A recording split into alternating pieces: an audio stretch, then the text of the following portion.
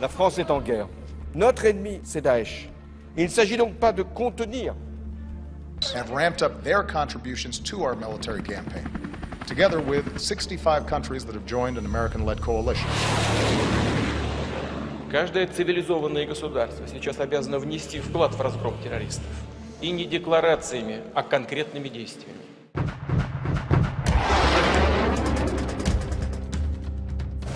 Le monde entier a déclaré la guerre à l'organisation de l'État islamique en Irak et au Levant.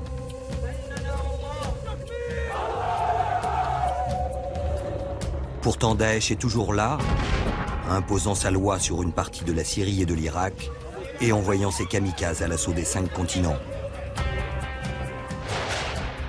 Comment quelques dizaines de milliers de combattants résistent-ils aux meilleures armées du monde? Ce sont des acteurs dispersés qui combattent, et ça profite à Daesh. Tout ce monde-là est d'accord en principe pour combattre Daesh. Mais tout ce monde-là a chacun de son côté plus ou moins utilisé et alimenté Daesh.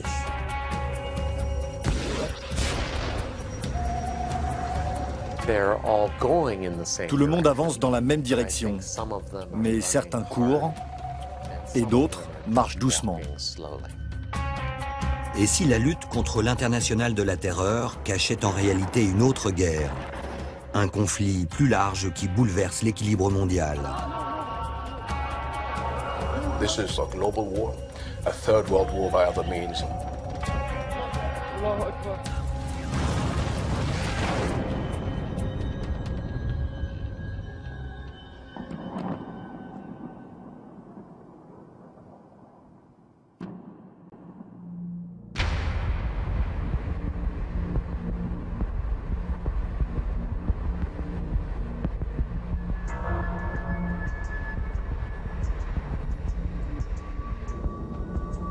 Quelque part au nord de l'Irak, un homme prépare sa revanche contre Daesh. Ancien gouverneur de la province de Mossoul, il avait dû fuir en catastrophe devant l'avancée de l'État islamique. Héritier d'une grande famille sunnite, ce millionnaire appartient à l'élite qui a longtemps dominé le pays. Seigneur déchu, il tente de rallier sa communauté pour combattre les djihadistes du califat.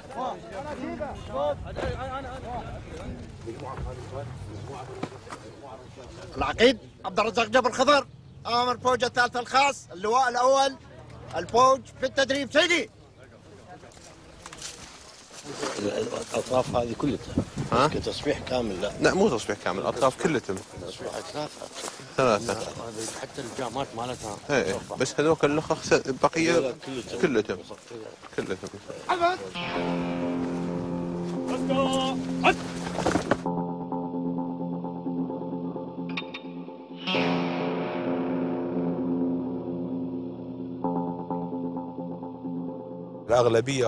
La majorité de nos combattants sont des Arabes sunnites de notre province.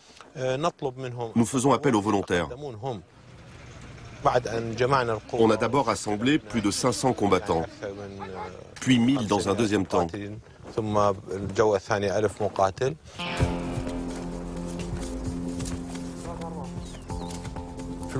En ce moment, c'est moi qui finance ces troupes. Bien entendu, je m'appuie également sur des dons de certains de mes amis et d'autres acteurs.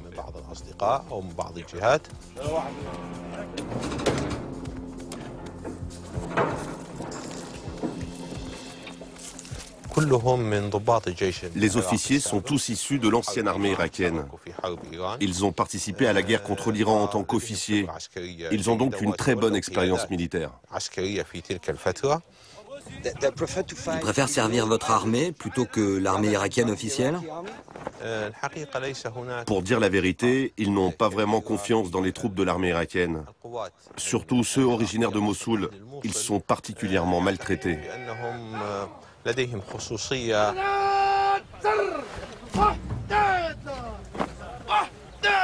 À chacun sa guerre et ses alliés.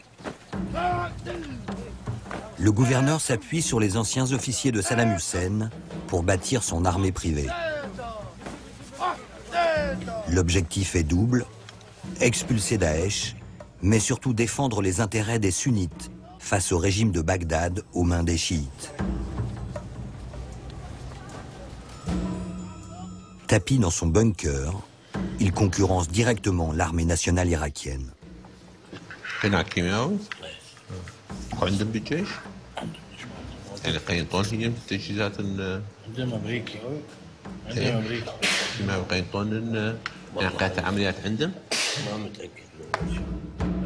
Entre l'armée de Bagdad et celle du gouverneur, la course contre la montre pour la libération de Mossoul est engagée.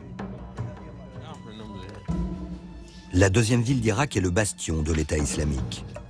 C'est ici que se déroulera la mère de toutes les batailles.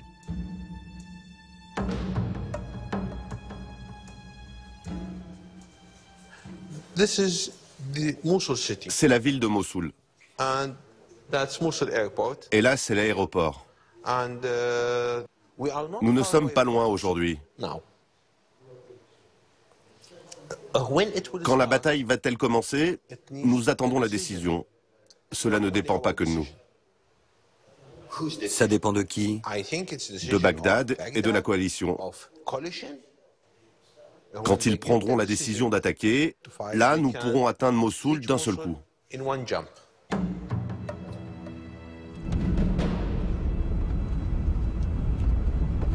Côté sunnite, qui tire les ficelles de la guerre contre Daesh?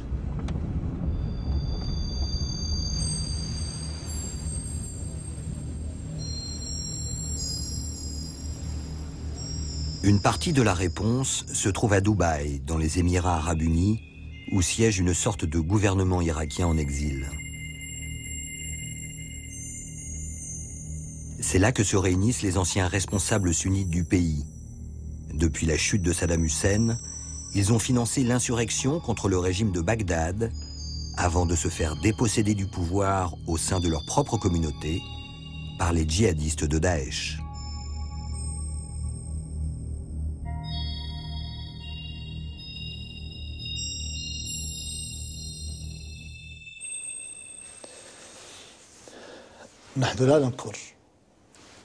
Je ne peux pas nier qu'une grande partie des Irakiens présents dans Daesh sont des sunnites.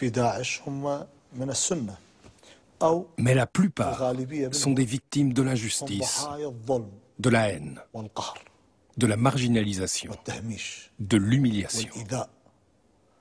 Ils agissent en réaction à ça, sans réfléchir. Daesh a exploité cette révolte pour prendre le contrôle des villes sunnites, uniquement.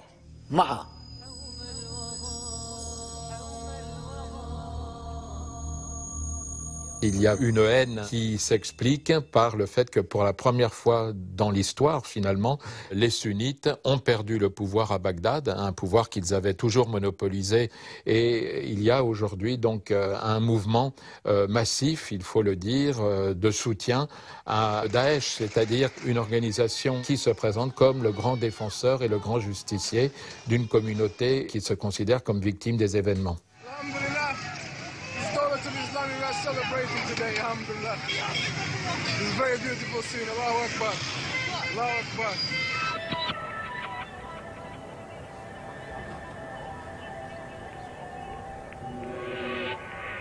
Autour de Mossoul cohabitent plusieurs armées rivales.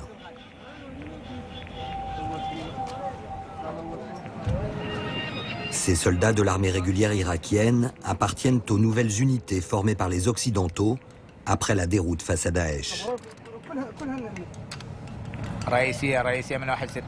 Elles ont pour mission de diriger la contre-offensive.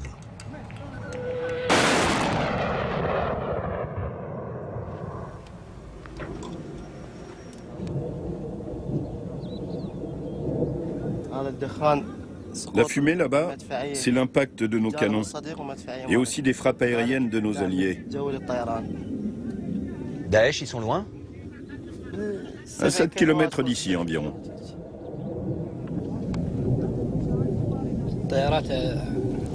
Ce sont les avions américains qui arrivent. Américains et français. Ça fait 2 ans que tout le monde combat à Daesh. Et ils sont toujours là.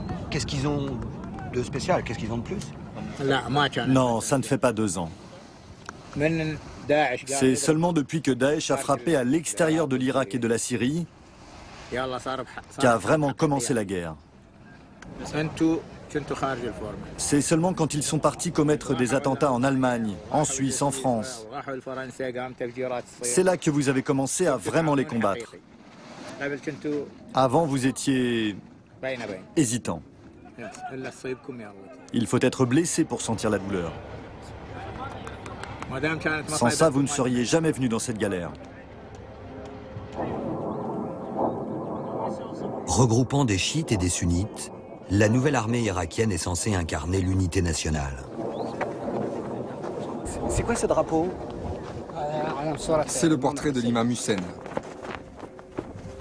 C'est le drapeau chiite? Oui. Dans la réalité, cette armée reste perçue comme une force partisane au service du régime chiite de Bagdad.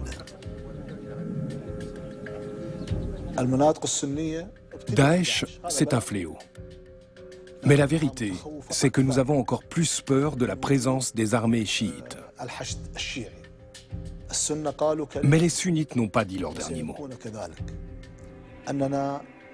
Nous n'acceptons pas d'être des citoyens de seconde zone sur la terre de nos aïeux.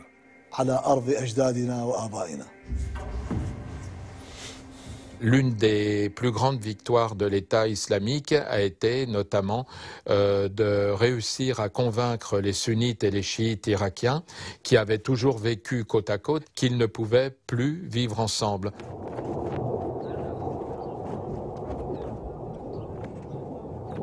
Le front autour de Mossoul illustre les profondes divisions irakiennes. Aux côtés de la milice sunnite de l'ancien gouverneur et de l'armée nationale à dominante chiite, campe une troisième force, les combattants kurdes, les Peshmerga.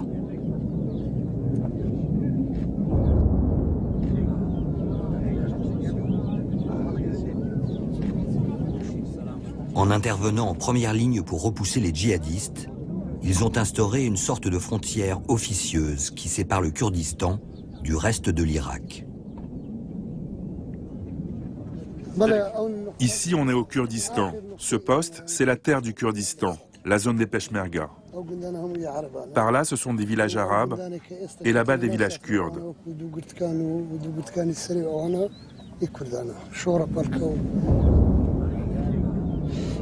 Et là, aujourd'hui, c'est le début de l'offensive sur Mossoul? Oui, c'est le plan. Mais nous avançons doucement, village par village. Il faut être patient. De toute façon, nous les Peshmerga, nous ne connaissons pas les ordres de l'armée irakienne.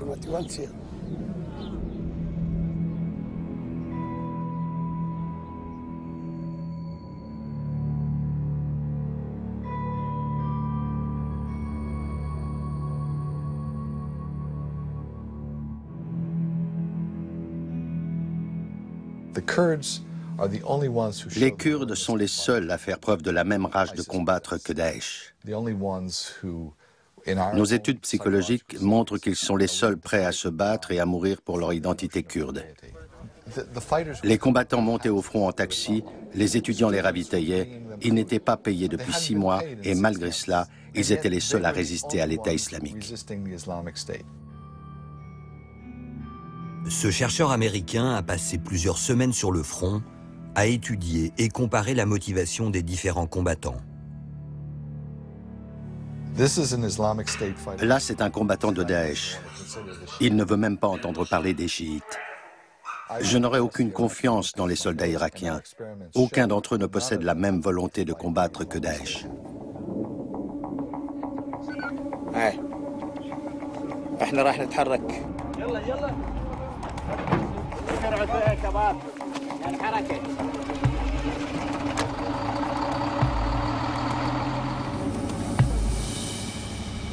En Irak, la guerre menée contre les djihadistes a précipité la faillite du pays et entériné sa partition.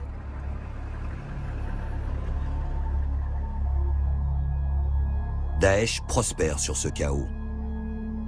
Si l'Irak a été son berceau, la Syrie va devenir son terreau.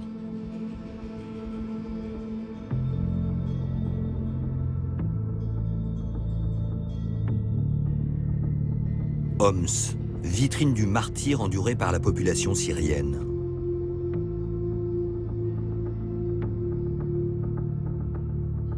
Comme les autres villes, elle témoigne de la folie destructrice qui a ravagé le pays.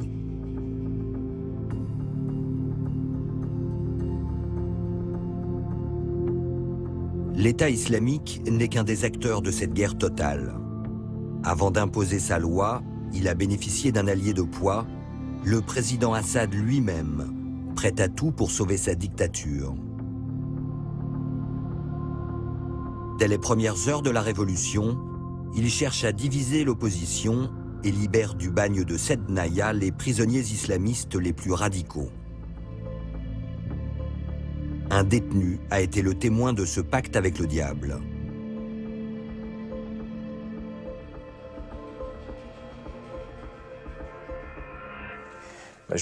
Ceux qui sont devenus Daesh existaient déjà sous forme de groupe à l'intérieur de Sednaya. Ces hommes-là étaient à l'image de ce qu'est Daesh aujourd'hui, brutaux, belliqueux, sanguinaires. C'étaient eux qui commettaient des meurtres à l'intérieur de la prison.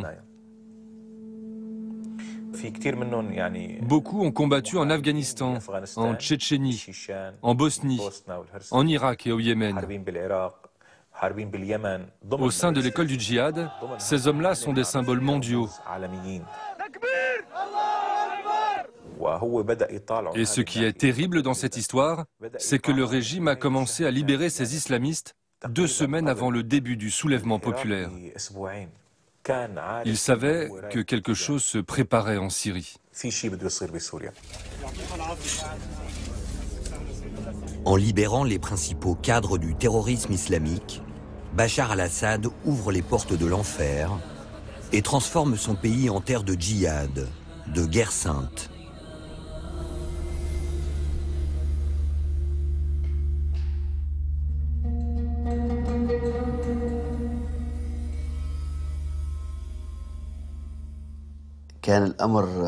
Nous, le peuple syrien, au départ on pensait qu'ils venaient pour nous aider contre le régime. Puis on a été surpris de voir qu'ils créaient leur propre groupe. Enfin, ils se sont retournés contre nous. Ils étaient là pour nous tuer.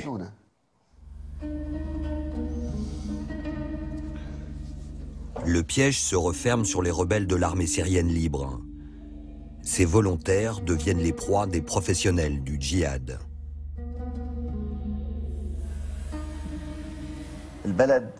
Le pays a implosé parce qu'on combattait le régime et que tout à coup on a dû se battre sur d'autres fronts.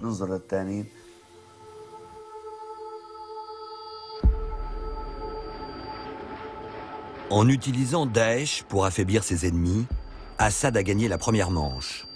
Il se présente désormais comme l'ultime rempart contre les fanatiques. Le régime ne fait pas la guerre à Daesh. Il veut mater l'armée libre parce qu'elle a une légitimité. Vous avez le sentiment que ces hommes vous ont volé votre révolution?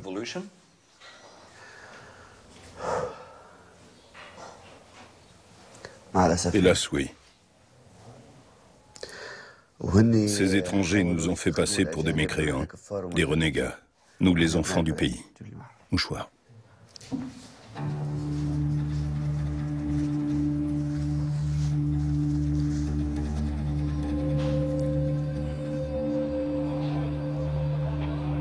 Le président Assad poursuit sa stratégie du pire.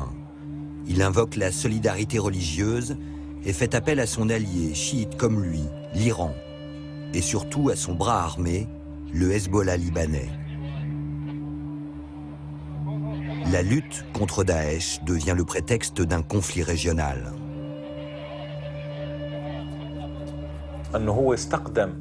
Assad a fait venir son Al-Qaïda version chiite, à savoir le Hezbollah et l'Iran. L'Iran lui fournit de l'argent, des armes et une protection régionale. Le Hezbollah lui livre des combattants et des officiers.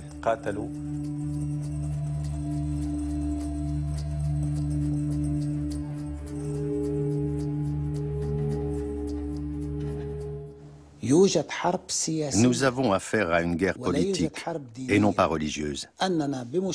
Grâce à notre intervention, nous avons rendu le scénario de la chute de Bachar el-Assad caduque et illusoire. Combien avez-vous de combattants sur place en Syrie aujourd'hui? Nous ne parlons jamais de nos effectifs, de nos forces, de nos capacités militaires. Cela fait partie de nos secrets de guerre. Je vous laisse le soin de le découvrir. 5000 soldats du Hezbollah combattent aujourd'hui en Syrie. La guerre contre Daesh permet au Parti de Dieu et à l'Iran de contrôler toute une partie du pays. Plus l'Iran est fort, plus ça nous profite. La réalité, c'est que l'Iran est notre allié stratégique.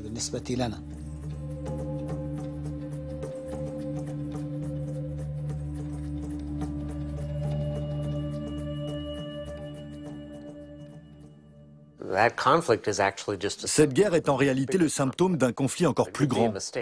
Ce serait une erreur de penser qu'il s'agit d'un problème religieux. C'est une question de politique, une question de suprématie régionale. L'Iran veut dominer la région. Le Moyen-Orient est le théâtre de l'affrontement entre deux puissances. D'un côté, la République islamique iranienne, dont l'influence s'étend sur une partie de l'Irak, de la Syrie et du Liban. De l'autre, la monarchie saoudienne qui rêve de diriger l'islam mondial, alliée aux autres nations arabes et aux pays du Golfe. Les Saoudiens voient la situation de cette manière. L'Iran représente une menace existentielle. L'Iran peut détruire l'Arabie saoudite. L'Iran est une menace supérieure à celle de Daesh. Dans cette guerre froide qui ne dit pas son nom, Daesh est un pion. Pour le moment, Daesh fait le boulot contre l'Iran, contre les chiites, contre le gouvernement de Damas. Donc, ils font le travail des troupes saoudiennes. Les troupes obéissant indirectement à l'Arabie saoudite sont extrêmement nombreuses sur le terrain et victorieuses. Mossoul est entre les mains des djihadistes. Raqqa est entre les mains des djihadistes. La Syrie est pour 40% entre les mains des djihadistes. Succès remarquable. L'Arabie saoudite et les pays du Golfe, quelle est leur stratégie aujourd'hui? C'est de ne pas laisser en Syrie un système qui leur a été hostile et qui s'est allié avec leur ennemi direct, l'Iran. Donc ça, c'est un vrai objectif de tous. Et tous ont utilisé évidemment leur principale arme qui était l'argent.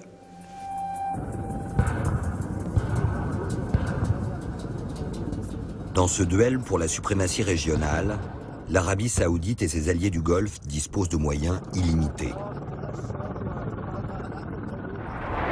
Ils dépensent leurs pétrodollars en matériel militaire dernier cri et organisent des manœuvres dignes d'Hollywood.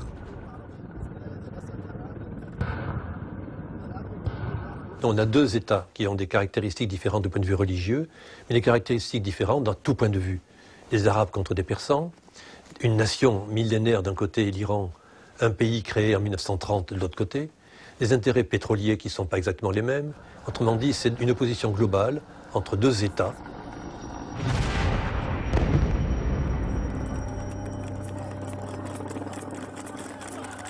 Contre la puissance de feu saoudienne, l'Iran dispose d'un atout. Ses légions de combattants, plusieurs centaines de milliers de soldats et de miliciens, venus des quatre coins de l'ex-empire perse. Un réservoir humain inépuisable. L'Iran a pour priorité absolue la chute de Daesh. Et il met les moyens, il envoie des miliciens, comme il faut des troupes au sol. Ce sont des Afghans, réfugiés en Iran, à qui on dit si tu veux une carte de séjour, engage-toi dans l'armée, dans la milice, ta famille aura une carte de séjour. C'est le Hezbollah, parce que pour Téhéran, la priorité absolue, c'est l'éradication des groupes islamistes pro-saoudiens de Damas et de Bagdad.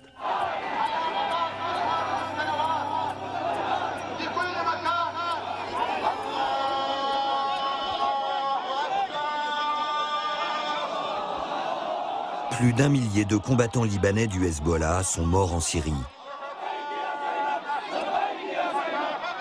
Célébrés comme des martyrs, ils sont les héros d'une guerre qui s'annonce longue et meurtrière.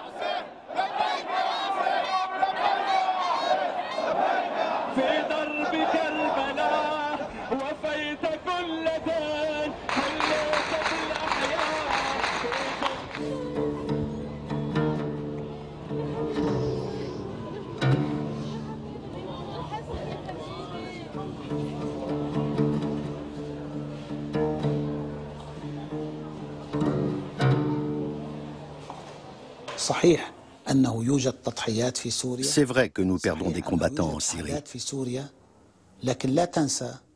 Mais n'oubliez pas nos femmes, qui engendrent des enfants, qui deviendront des soldats, toujours plus nombreux, qui serviront notre cause jusqu'à la victoire.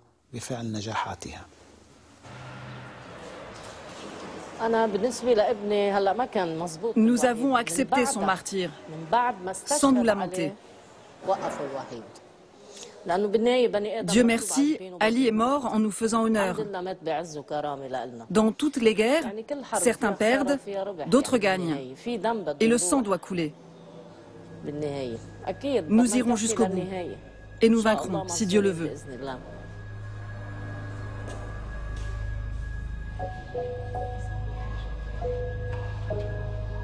Vous êtes prêt à continuer cette guerre pendant longtemps ?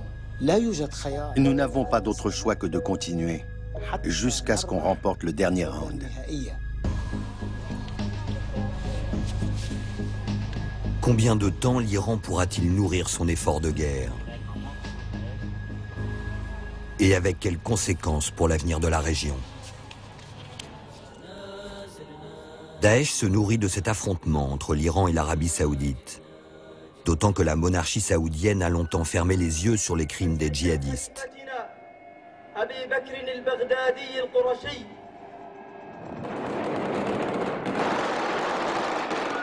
C'était à ses yeux le prix à payer pour combattre les ambitions de Téhéran.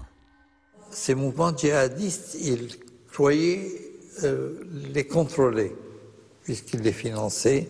Ils se sont rendus compte que ça leur échappait, parce que Daesh, on l'a souvent dit, est une espèce de monstre avec des tas de pères.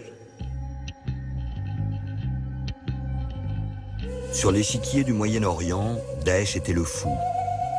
Il se retourne aujourd'hui contre son roi et défie directement le trône saoudien.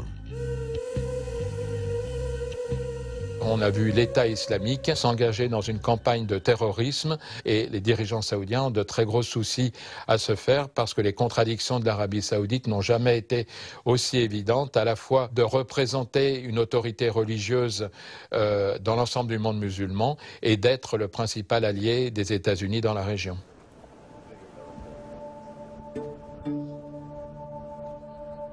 La monarchie saoudienne se barricade. Elle construit une clôture de sécurité de 1000 km le long de sa frontière avec l'Irak pour empêcher l'infiltration des djihadistes.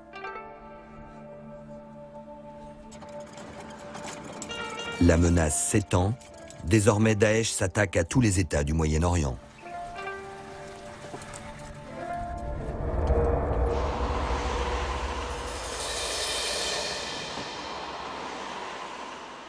Vienne, en Autriche. Loin du chaos de la guerre.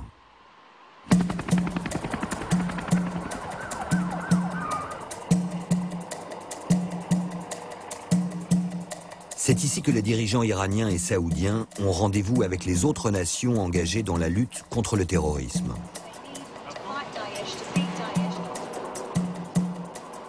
Sur le papier, chacun appartient à une coalition internationale.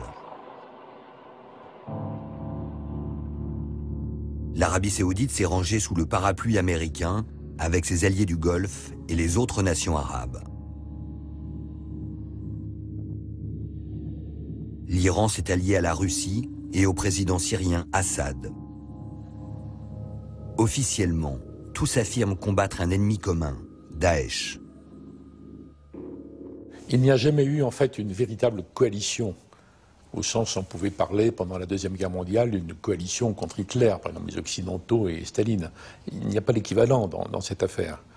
C'est une des faiblesses évidentes de cette coalition depuis le début. Gendarmes historiques du Moyen-Orient, les États-Unis occupent le centre de la table, mais doivent désormais partager le premier rôle avec la Russie. Car Moscou s'est invité dans la grande guerre contre le terrorisme. Et tout oppose les parrains russes et américains. La nature des cibles, les alliances, et surtout la question de savoir qui, à la chute de Daesh, va contrôler son territoire. À Vienne, la guerre d'après a déjà commencé.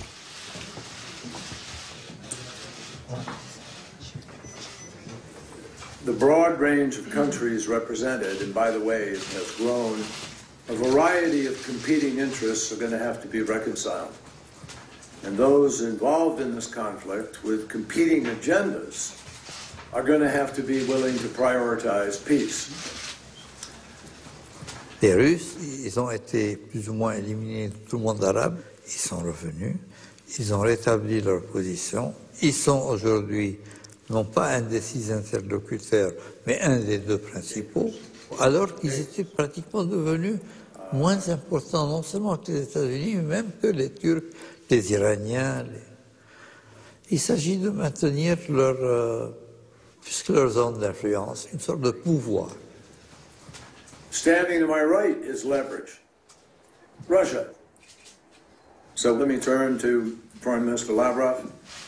Спасибо, Джон. Прозвучала тема, что нужно выбирать либо режим, либо борьба с терроризмом. Считаю это абсолютно неприемлемым, тем более, что когда люди говорят, вот уйдет Асад, и все сразу... En envoyant son armée en Syrie, le président Poutine impose ses conditions aux Occidentaux.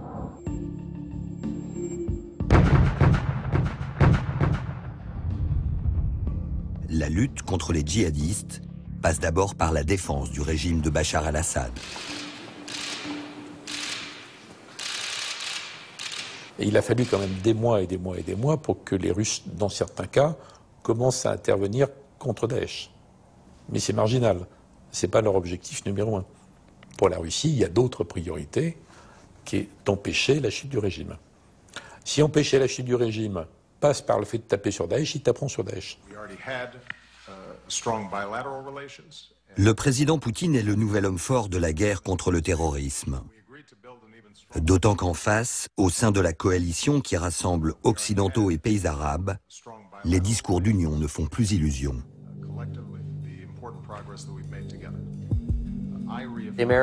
Les Américains ne contrôlent pas les Saoudiens. Ils ont de l'influence, mais pas de contrôle total. C'est différent. Les États-Unis ont mis sur pied une coalition internationale contre l'État islamique, mais qui joue véritablement le jeu? We remain united in our fight to destroy ISIL, or Daesh, which is a threat to all of us. Ni les Saoudiens, ni les Qataris, c'est-à-dire nos proches alliés, ne jouent le jeu parce qu'ils considèrent Daesh comme un excellent outil contre Assad, contre l'Iran. C'est pas leur priorité.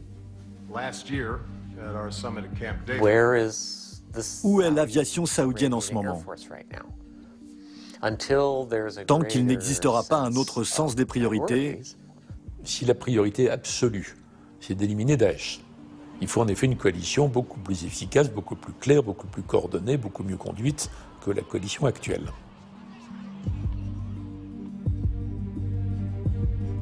Sur le terrain, les pays du Golfe ont laissé la coalition américaine seule face à Daesh. Pire, leurs liens avec les djihadistes révèlent une fracture. Confrontés à une vague de terrorisme mondial, les Occidentaux doutent. Certains de nos amis seraient-ils devenus nos ennemis? Ces attaques terroristes ont été perpétrées par des gens de l'État islamique qui ont été soutenus financièrement et logistiquement par l'Arabie Saoudite et le Qatar. Donc il faut quand même s'interroger sur nos alliances. 10 accords vont être signés. Il est évident que cette question longtemps négligée, ou refoulée, ou enfouie en fait, elle est maintenant visible. Il y a une porosité entre Islam, islamisme, wahhabisme, extrémisme, djihadisme, terrorisme. Et les coupe-feux ne sont pas assez clairs et ne sont pas assez nets. Donc c'est une question qui n'est pas résolue et qui est devant nous.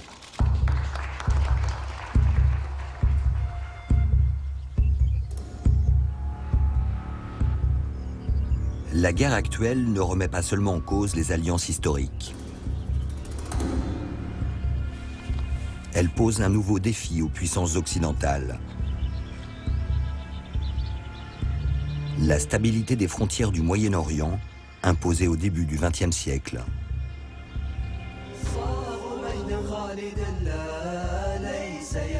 This is a map of the border. This is Iraq, this is Sham. But now, this is all one country, inshallah, one dawla, inshallah, one ummah, inshallah. There is no more border, khalas. Lorsque l'État islamique s'est emparé de la frontière entre la Syrie et l'Irak, donc en juin 2014, la première chose qu'il a fait était de mettre en scène, je cite, l'effacement de la frontière Sykes-Picot. This is the so-called border of Sykes-Picot. Alhamdulillah, we don't recognize it and we will never recognize it.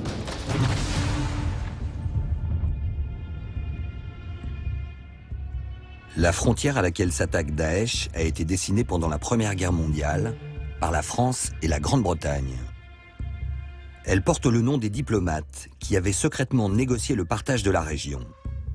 Sir Mark Sykes et François-Georges Picot.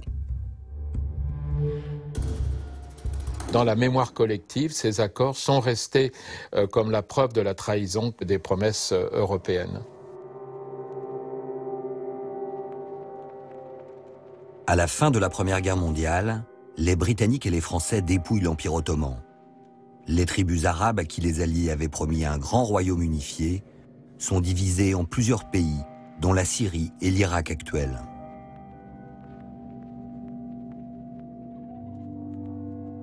Un autre peuple sort grand perdant de ce marchandage, les Kurdes. Là aussi, malgré les promesses, ils n'obtiendront jamais leur indépendance. Finalement, il y a un retour de l'histoire qui nous ramène aux conditions dans lesquelles ces États irakiens et syriens ont été fondés. Et Daesh se situe dans l'histoire. À Vienne, un siècle après les accords de Sykes-Picot, pour les anciennes puissances coloniales, la question des frontières demeure taboue. Monsieur Hérault, l'État irakien s'est effondré, la Syrie est en guerre depuis 5 ans. Est-ce qu'il faut toucher aux frontières? Non, parce que c'est ce que veut Daesh en fait. Daesh veut le régime du califat en tournant la page des frontières qui ont une histoire, ces frontières. On ne va pas refaire l'histoire, mais nous qui sommes des Européens, nous savons très très bien que quand on touche aux frontières, c'est dangereux pour la paix. Donc il ne faut pas toucher aux frontières, il ne faut pas jouer avec les frontières. Merci beaucoup. Merci. Ça pose deux questions très simples. Quelles frontières? Qu'est-ce qu'on veut changer? Et deuxièmement, quelles sont les puissances au monde capables d'imposer ça aux uns et aux autres? Et d'envoyer quoi, un million de soldats pendant 15 ans pour assurer la sécurité, pour garantir la cohabitation? C'est pas évident, hein? Remodeler le visage du Moyen-Orient. Dans les années 2000, à l'époque où le président Bush envahissait l'Irak, cette folle ambition était dans les cartons de l'armée américaine. Un officier supérieur en avait même dessiné le nouveau tracé, baptisé Frontière de sang.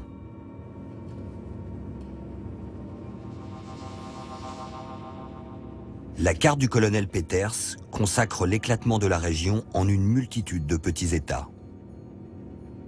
L'Irak se retrouve coupé en deux, la Syrie aussi, une partie rejoignant le Liban, et un Kurdistan indépendant voit le jour, à cheval sur l'Irak, la Syrie, la Turquie et l'Iran. Ce nouveau Moyen-Orient, les néoconservateurs américains en rêvaient, Daesh voudrait l'écrire. Ce n'est pas le rôle des étrangers. Et je ne crois pas non plus que ce soit leur rôle d'encourager la partition de l'Irak ou de la Syrie.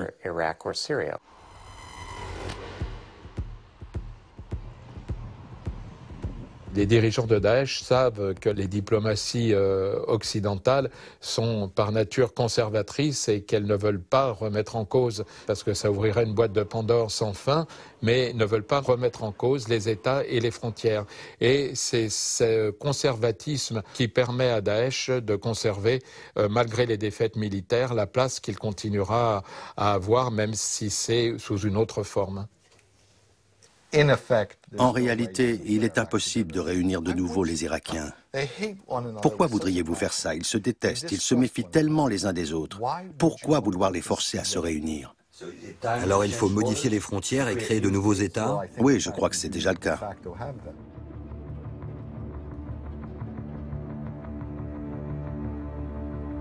De l'implosion du Moyen-Orient, un nouvel État indépendant est en passe d'émerger. Le Kurdistan irakien. Pour le peuple kurde, la guerre contre Daesh est l'occasion unique de prendre une revanche sur les trahisons du passé. Après avoir été contraint de vivre sous domination étrangère, le vent de l'histoire tourne aujourd'hui en sa faveur.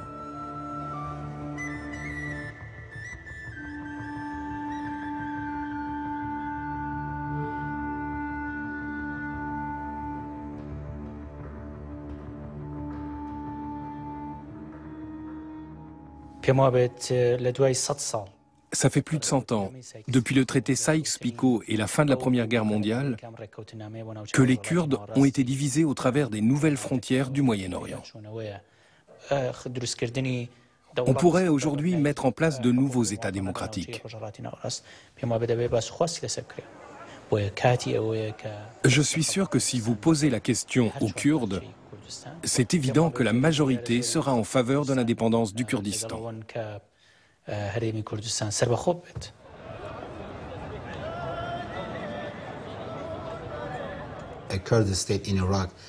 question n'est pas de savoir si il va y avoir un État kurde en Irak, mais quand.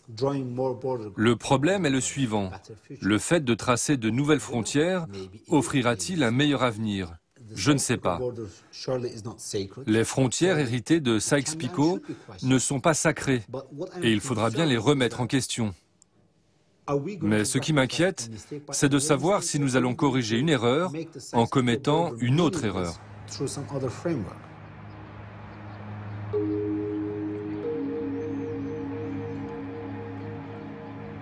Le réveil des ambitions kurdes a ouvert un nouveau front dans la guerre contre le terrorisme.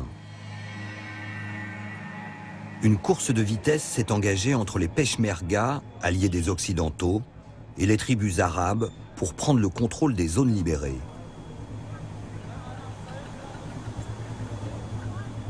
L'après-Daesh ranime la rivalité entre Kurdes et Arabes, deux peuples qui revendiquent les mêmes terres.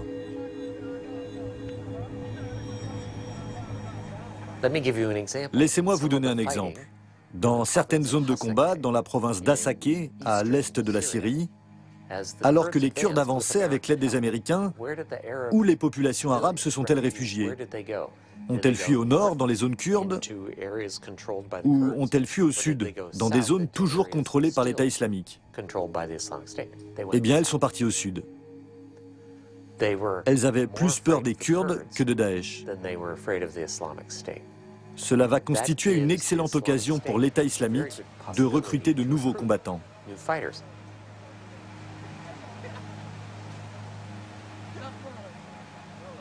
Finalement, à qui profite ce conflit global contre Daesh aujourd'hui? Alors, il profite aux Kurdes, en premier lieu, qui, grâce à Daesh, ont pu étendre leur territoire. En Irak, ils ont mis la main sur Kirkouk et ils ne le lâcheront pas. Ils ont récupéré le Sinjar. Là aussi, le Sinjar, ça faisait partie de l'Irak, et là, ils ne le lâcheront pas non plus. En Syrie, ils vont sans doute réussir à constituer leur grand Kurdistan au nord de la Syrie. Donc, je dirais que ce sont eux les premiers vainqueurs.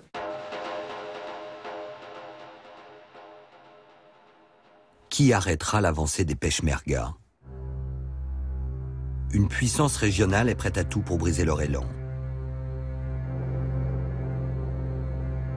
Dès les premières heures de la guerre syrienne, la Turquie a soutenu les organisations djihadistes.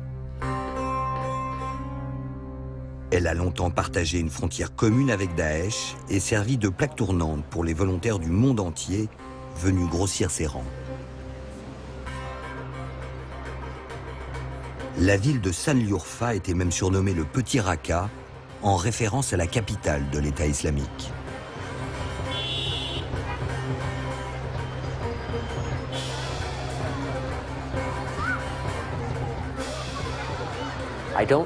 Je ne crois pas que la Turquie aime l'État islamique, mais pendant longtemps, la Turquie a toléré l'État islamique.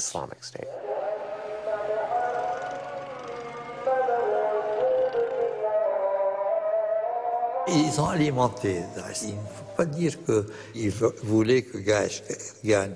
Ils voulaient que Daesh embête tout le monde.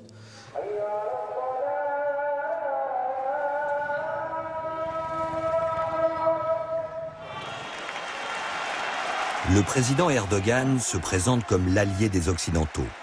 Il a toujours affirmé lutter contre Daesh, jusqu'à ce qu'une vidéo révèle comment ses services secrets livraient clandestinement des armes aux djihadistes.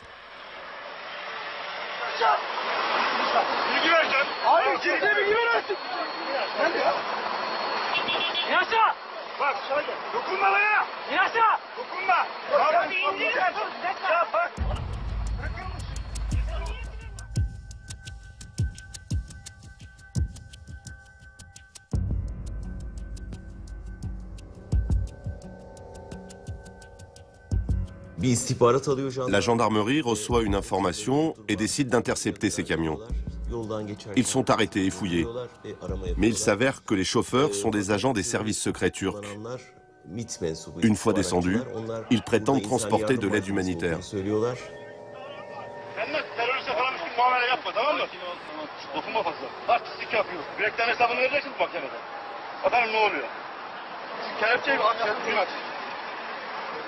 Puis le gouvernement intervient et ordonne à la gendarmerie de libérer les chauffeurs.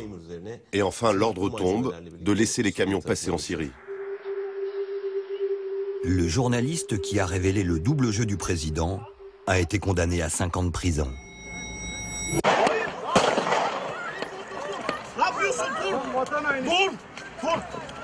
Le jour de son procès, un homme armé se précipite sur lui et tire plusieurs balles au sol avant d'être arrêté. Tentative d'assassinat ou grossière manipulation. En Turquie, la guerre menée contre Daesh relève du secret d'État. Concernant Daesh, cela fait des années que la Turquie leur permet d'entrer sur le territoire national, d'avoir des camps d'entraînement dans le pays et de les utiliser pour former des combattants. Les militants sont armés et renvoyés de l'autre côté de la frontière. Ces camps sont aussi utilisés pour soigner leurs blessés.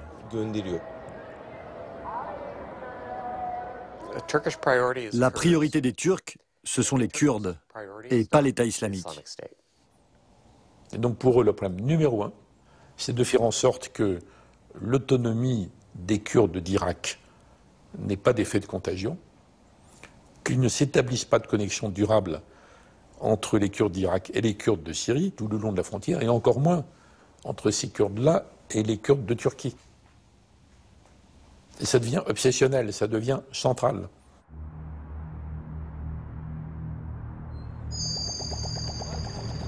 Sous la pression de la communauté internationale, l'armée turque s'est résolue à entrer en guerre contre l'État islamique. Elle construit un mur de sécurité le long de sa frontière, bombarde les positions des djihadistes et occupe en Syrie une partie de son territoire. Les Turcs frappent, mais ils essaient de trouver des cibles qui puissent donner l'impression que ce sont des frappes contre Daesh, et en fait ce sont des frappes pour saucissonner les Kurdes. Parfois, c'est les deux. Donc on est encore en pleine ambiguïté, plus que jamais. Sorti tout puissant d'une tentative de coup d'État, le président Erdogan détourne la lutte contre Daesh pour lancer une autre guerre, à l'intérieur comme à l'extérieur de ses frontières. Elle l'oppose aux mouvements kurdes qui combattent pour leur indépendance. PKK, PYD, YPG, DAEŞ, bunların hiçbirinin birbirinden farkı yok. Hepsi de terör örgütü.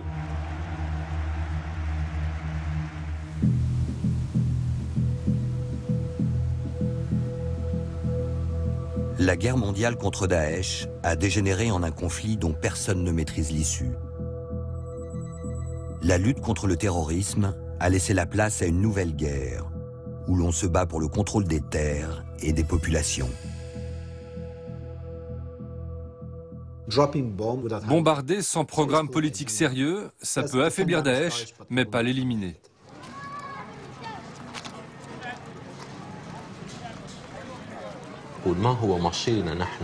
Qu'allons-nous devenir après Daesh? Si nous étions en mesure de fournir une réponse aux habitants de Mossoul, nous pourrions rallier à notre cause toute la ville. Mais quel sera leur avenir après Daesh? Quelle vision avons-nous de cet avenir? Personne ne veut aborder ce sujet.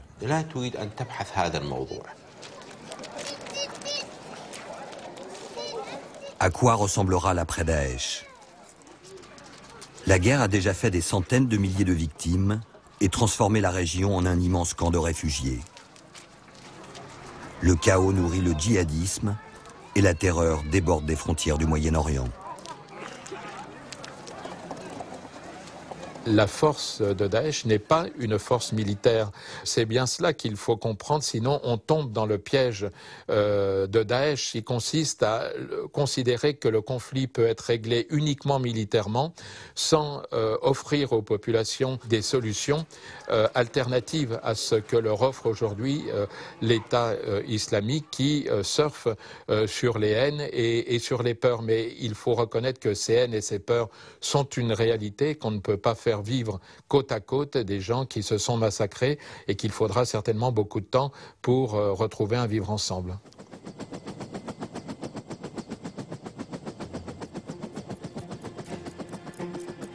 Les bombardements occidentaux ont fait reculer les frontières du califat.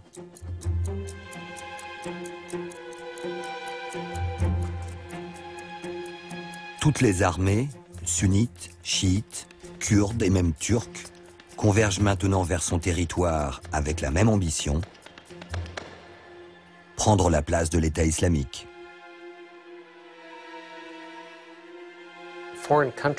Aucune puissance étrangère ne veut être responsable du contrôle de villes comme Raqqa ou Mossoul. Alors qui va les gouverner? Qui va assurer la sécurité? Les Américains encore aujourd'hui n'ont aucune réponse. Du haut de sa montagne, ce monastère a été le témoin de toutes les invasions depuis le IVe siècle. Construit par les premiers chrétiens, il est situé sur la ligne de front qui sépare le territoire des nouveaux barbares de l'Irak. Aux premières loges pour regarder passer l'histoire.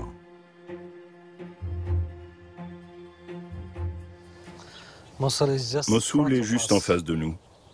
On peut voir les lumières de la ville la nuit. Depuis que Daesh a attaqué la plaine de Ninive le 6 août 2014, elle est vide. Il n'y a plus personne. Daesh est arrivé aux portes de votre monastère? Oui, ils sont arrivés jusqu'au croisement, là, et ensuite ils sont repartis. Ils auraient pu entrer?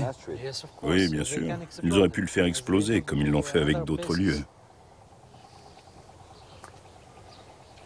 L'Irak existe-t-il toujours? Non. Juste par le nom. Vous entendez? C'est une position de Daesh? Oui. Votre balcon donne sur la guerre? Exactement. On a l'habitude.